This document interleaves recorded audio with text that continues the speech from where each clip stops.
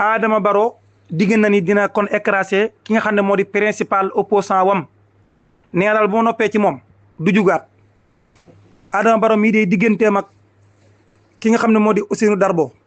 mel na de mbir la mu doy waar chaque jour daal léeg-léeg bu génn di wax ci moom da ngay jàpp ci ay waxam ne daal mel na ni am nañ problème conflit bu xóot seen diggante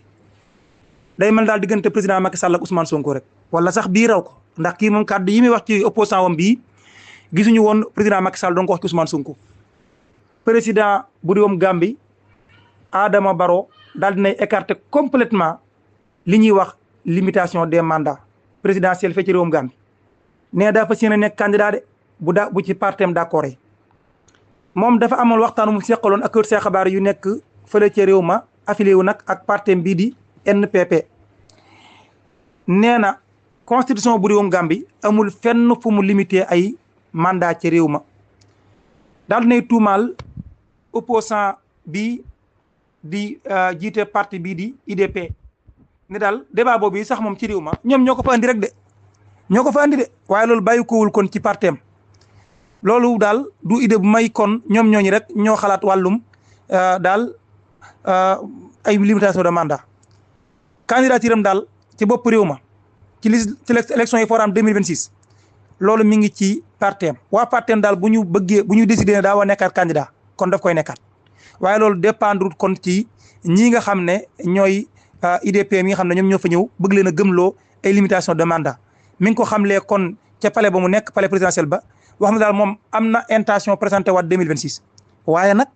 loolu dafay dépendre ci partem bu ñu ko bëggee rek nee daal man maa ngi wax fii waa IDP ni leen man candidat laay doon fas naa yéene kon xeexaat ngir jiitewaat réew mi 2026 naqat Gambien yi ñoom xam nañ bu baax a baax liggéey bi nga xam ne def naa ko te ñoom xam nañ ne li ma mën ci réew mi ñoom ñii di waa IDP mënuñu ko loolu la kon Adama Barrow kon daal di wax daal di nag wax nga daal moom kon daa fas yéene faire face ak ki nga xam ne kon moo di Ousseynou Darbo daa fas yéene kon xeex ak moom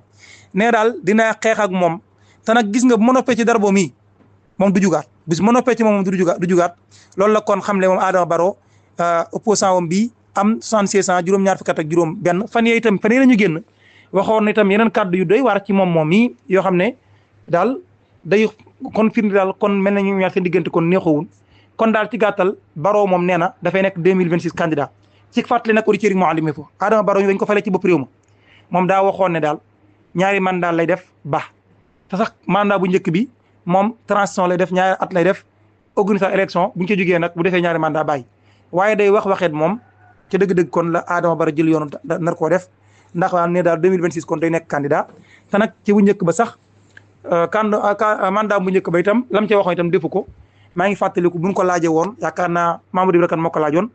naan ko ndax yow baa doo def mbirum wax waxeet ak yooyu mu ne wax waxeet moom du def boobu wax waxeet boobu baaxut du ko def noonu la ko waxee woon waaye daal bii yoon daa mel ne kon changement da ngay bëgg am